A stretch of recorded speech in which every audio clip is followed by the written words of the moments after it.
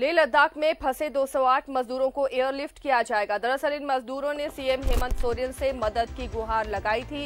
इन मजदूरों को 2 फेज में लाया जाएगा। कल 115 मजदूरों की घर वापसी होगी, जबकि मंगलवार को बाकी मजदूरों को लाया जाएगा। बता दें कि सभी प्रवासी मजदूर संथाल परगना के रहने वाले हैं। मदद मिलने पर सभी प्रवासी मजदूरों ने सीएम हेमंत सोरेन को धन्यवाद दिया है।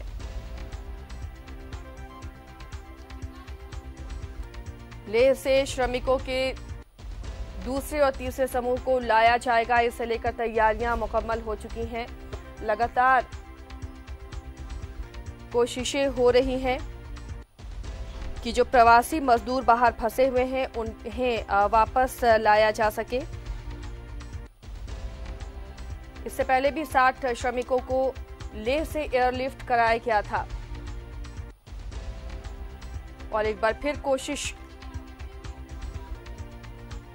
हो रही है कि जो फंसे हुए श्रमिक हैं उन्हें लाया जा सके वापस।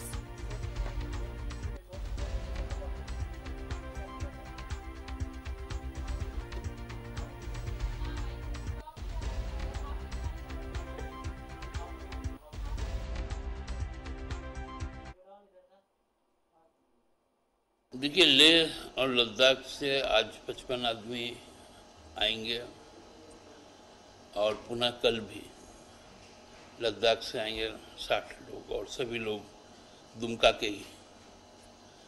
इसके बाद का हम लोगों का जो फोकस एरिया है वो नॉर्थ ईस्ट का रहेगा। नॉर्थ ईस्ट में हमको लगता है कि 3 या 4 एयरलिफ्टिंग होगा, उसका शेड्यूल बन रहा है। उसके अलावा कुछ मामला फंसा हुआ है मिनिस्ट्री ऑफ फॉरेन अफेयर्स में। नेपाल में भी हमारे कुछ मजदूर फंसे हुए जो संथाल परगना के मजदूर हैं, वो लगभग 120 की संख्या में। तो जैसे फॉरेन अफेयर्स का जब ये आ जाएगा, क्लियरेंस आ जाएगा, तो हम उनको भी एयरलिफ्ट करवाएंगे।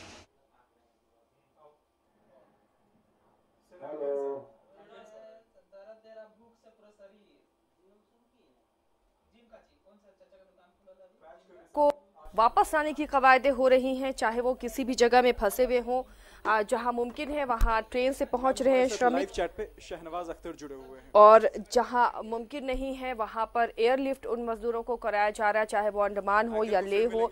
इन तमाम जगहों से श्रमिकों को वापस लाने की तैयारी राज्य सरकार कर रही है। हमारे सहयोगी शहनवाज अपडेट के साथ जुड़े हुए हैं। शहनवाज, एक बार फिर से कोशिश हो रही कि जो मजदूर ऐसे इलाकों में फंसे हुए हैं जहां से ट्रेन से आना मुमकिन नहीं, वहां एयरलिफ्ट उन्हें कराया जाए। लेह से भी मजदूरों को वापस लाने की तैयारी हो रही है। जी हाँ, देखिए, लेह में लगभग 55 मजदूर फंसे हुए हैं और उन्होंने यहाँ पर रजिस्ट्रेशन कराया है और बार बार वो गुहार लगा रहे हैं कि उनको एयरलिफ्ट कराया जाए। तो उन लोगों को भी लाया जाएगा और भी कई जगह से लोग छोटे छोटे ग्रुप में फंसे हुए हैं। तो कल कुल मिला के सुबह में एक फ्लाइट आएगी इंडिगो की और शाम में एक स्पाइस जेट की भी एक स्पेशल फ्लाइट है जो झारखंड के मजदूर उसमें होंगे, जिसमें दुमका के लोग ज़्यादातर हैं जो यहाँ पर आएंगे।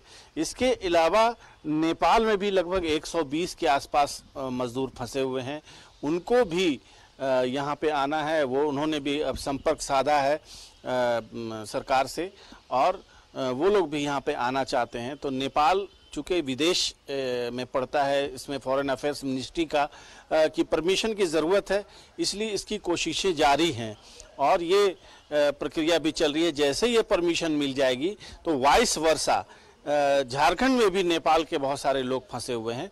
तो जैसे ही परमिशन मिलती है तो नेपाल से झारखंड लाने की प्रोसीजर शुरू की जाएगी। जैसे होगा, अगर हुआ तो एयरलिफ्ट किया जाएगा वाया दिल्ली, या फिर अगर मुमकिन हुआ तो बस से भी आ सकते हैं वो लोग। ये बाद में पता चलेगा, पहले परमिशन की बात है। और उसी परमिशन में ही ये दोनों बातें उसमें हैं कि जो नेपाल के लोग यहाँ फंसे हुए हैं और वो अपने घर लौटना चाहते हैं, उनको भी सरकार इसी हिसाब से रिटर्न करेगी।